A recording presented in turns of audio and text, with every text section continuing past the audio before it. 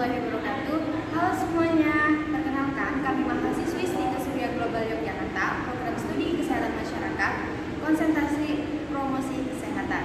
Di sini kami akan meresensi film untuk memenuhi tugas dengan mata kuliah ilmu pendidikan yang diampu oleh Ibu Mariana Widya Astuti, SKM FPH. Di sini kami beranggotakan 6 orang, yaitu saya sendiri, Fatul Finana, Fitri Septiani, Nur Zaidah, Nisa Inabila, Melsa Ayu Melora, dan Ahmadiyah Hajat. Kita kerap kali merasa kesal, bahkan mengeluarkan umpatan ketika PLN terpaksa melakukan pemadaman. Mata kita akan merasa dimanjakan ketika melihat bangunan dengan gemilang indah lampu yang menyala. Kita merasa sangat terbantu dengan adanya lift dan KRL karena mempercepat mobilitas. Dan seperti yang kita ketahui, semua itu membutuhkan energi listrik.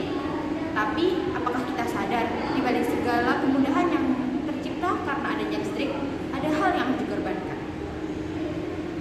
Sebenarnya bagaimana sih sumber listrik itu dihasilkan?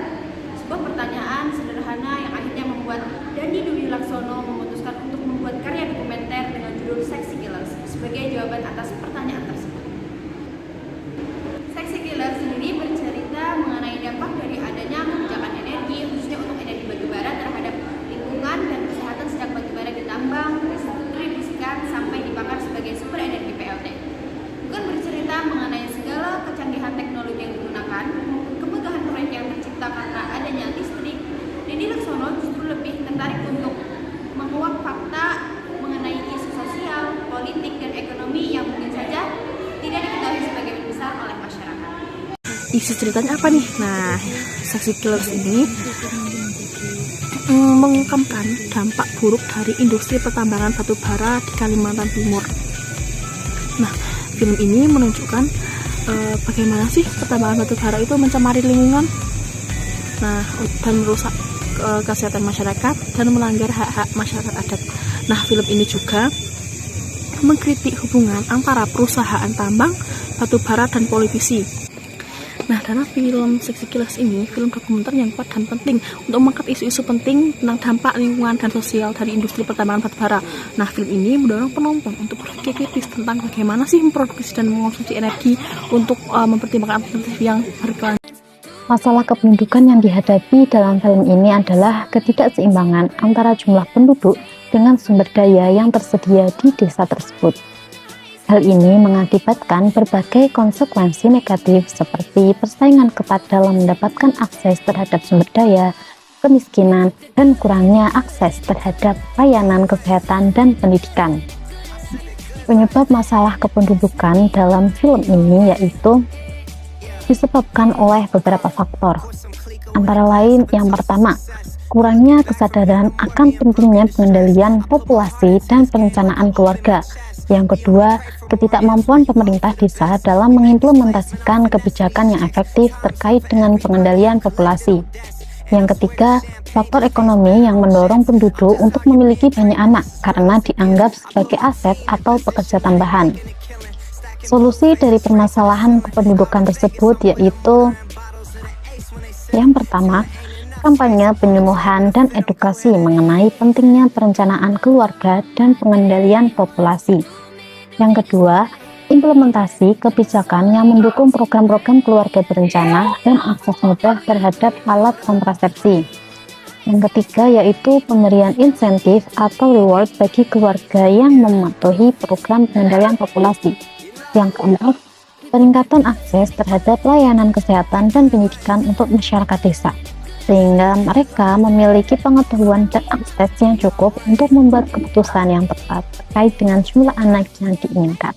Tip dan Pensil menceritakan tentang kisah 4 sekawan SMA yang bernama Bubu, Tony, Agi, dan Salsa. Mereka terkenal dari keluarga kaya raya dan dikenal sombong di sekolahnya.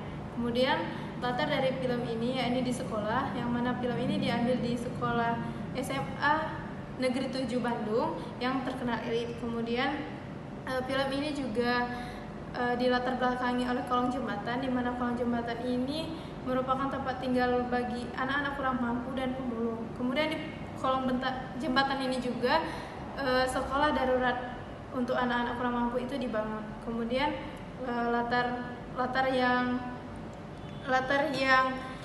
mendukung dari film ini itu yakni rumah tokoh, kafe, taman, dan jalanan. Pada suatu hari, Tony, Adam, Agi, dan Bubu mendapatkan tugas dari Pak Adam untuk membuat esai.